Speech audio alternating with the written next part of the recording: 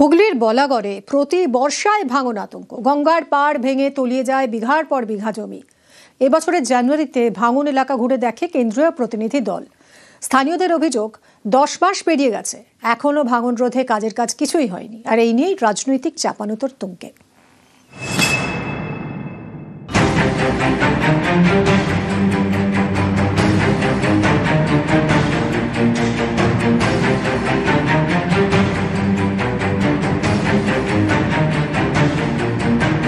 বর্ষায় ভেঙেছে নদীর পাড়,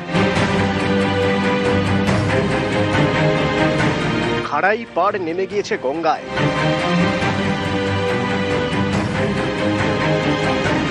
কোথাও আবার ভাঙনের মুখে রাস্তা। হুগলির বলাগড় গা ঘেঁষে বয়ে গিয়েছে গঙ্গা। প্রতি বছর বর্ষায় এখানে ভাঙনের ভয়। জিরাটের চর খয়রামারি, মুক্তিপাড়া, চাঁদরা কলোনি বেশ কিছু এলাকায় তলিয়ে গিয়েছে বিঘার পর বিঘা জমি। অনেকেই হারিয়েছেন ভিটে মাটি।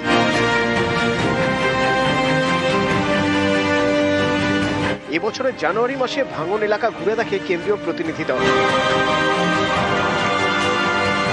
স্থানীয়দের অভিযোগ 10 মাস কেটে গেলেও ভাঙন রোধের কোনো পদক্ষেপই চোখে পড়েনি। ফলে নদী পাড়ের বাসিন্দাদের উদ্বেগও কাটেনি। তারা চান স্থায়ী সমাধান। গত বছর সেন্ট্রাল টিম এসেছিল, তারা দেখে গেছিল বাড়ি ঝুলে রয়েছে, স্কুল ঝুলে রয়েছে, রাস্তাঘাটের ভয়ানক বাজে পরিস্থিতি।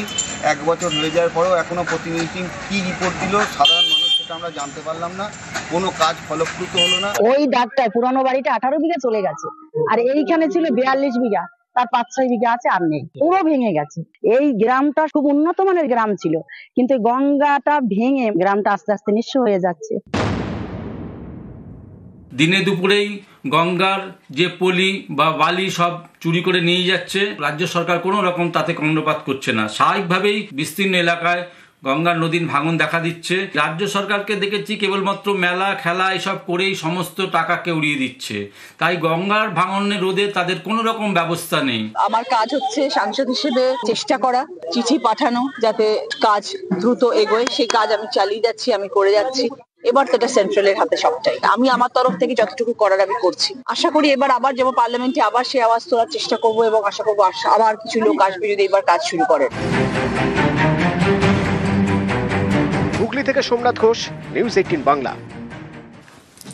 রিসর্টে ঢুকলো বুনো দাঁতাল। জলপাইগুড়ির মূর্তি পর্যটন কেন্দ্রের ঘটনা। রিসর্টের ভিতরে ঘোরাফেরা হাতির দেখুন সিসি ক্যামেরায় ধরা পড়েছে এই ছবি।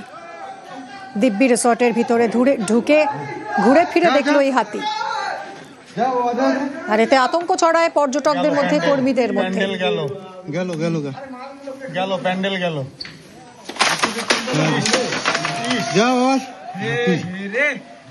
রকি আমাদের প্রতিনিধির সঙ্গে কথা বলবো। রকি, এই হাতি তো ঢুকে এলো রিসর্টের ভিতরে, তারপর কি হলো? তাকে বন দফতরে তাকে কি আবার জঙ্গলে ফেরানো সম্ভব হলো? দেখো, মূর্তি পর্যটন কেন্দ্রে বেসরকারি রিসোর্টে একটি দলছুট বুনো হাতি পার্শ্ববর্তী জঙ্গল থেকে ঢুকে পড়ে। সেই মুহূর্তে হাতিটি ঢোকার পর কিন্তু রীতিমতো চাঞ্চল্য ছড়িয়ে পড়ে সেই বেসরকারি রিসোর্টে। কারণ সেই সময় রিসোর্টের মধ্যে বেশ রকি, এর আগে কখনো এভাবে রিসোর্টের ভিতরে হাতি ঢুকে এসেছিল? দেখো, এর আগে কিন্তু গরুমারা জঙ্গলের পার্শ্ববর্তী যে সকল রিসোর্ট রয়েছে তার মধ্যে কয়েকটি রিসোর্টের মধ্যে কিন্তু এই হাতি ঢুকে পড়েছিল, কিন্তু এভাবে ঢুকে নিয়ে রীতিমতো প্যান্ডেল ভেঙে দেওয়ার ছবি কিন্তু খুব কম দেখা গিয়েছে। কারণ এদিন কিন্তু এই পর্যটন কেন্দ্রে যখন হাতিটি ঢুকে সেখানে কিন্তু একটি অনুষ্ঠানের জন্য প্যান্ডেল করা হয়েছিল। সে ঘোরাঘুরি করার পর কিন্তু সেই প্যান্ডেলটি কি ভেঙে দেয় এবং রীতিমতো চাঞ্চল্য ছড়িয়ে পড়ার পর রিসোর্টের মালিক এবং কর্মীরা এবং অন্যান্য যারা স্থানীয় বাসিন্দারা ছিলেন তারা সেখানে ফ্লাইট নিয়ে রীতিমতো সেই হাতিকে তাড়াতে ব্যস্ত হয়ে পড়েন। বনকর্মীদের খবর দেওয়া হয়, তারপর কিন্তু সেই রিসোর্ট থেকে সেই হাতিটিকে বের করে দেওয়া হয়। এরপর বনকর্মীরা সেই হাতিটিকে জঙ্গলে ফেরানোর চেষ্টা চালায়। গভীর রাতে সেই হাতিটি জঙ্গলে ফিরে যাওয়ার পর কিন্তু কিছুটা স্বস্তি পেয়েছে পর্যটকেরা, কিন্তু বারবার পর্যটন কেন্দ্র এলাকায় হাতি ঢুকে আসায় কিন্তু আতঙ্কের পরিবেশ সৃষ্টি হয়েছে। রকি, ধন্যবাদ। Jai!